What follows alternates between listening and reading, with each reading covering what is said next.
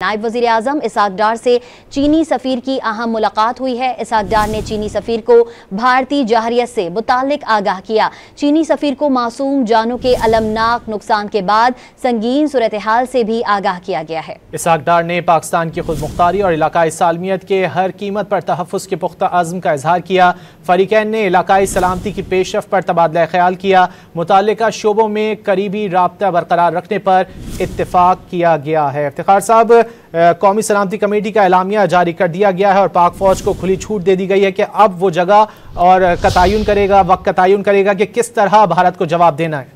फ़रीक़ैन ने इलाकाई सलामती की पेशरफ़्त पर तबादला ख्याल किया। मुताल्लिका शोबों में करीबी राब्ता बरकरार रखने पर इत्तेफाक किया गया है। इफ्तिखार साहब, कौमी सलामती कमेटी का एलामिया जारी कर दिया गया है और पाक फौज को खुली छूट दे दी गई है कि अब वो जगह और वक्त का तयन करेगा कि किस तरह भारत को जवाब देना है।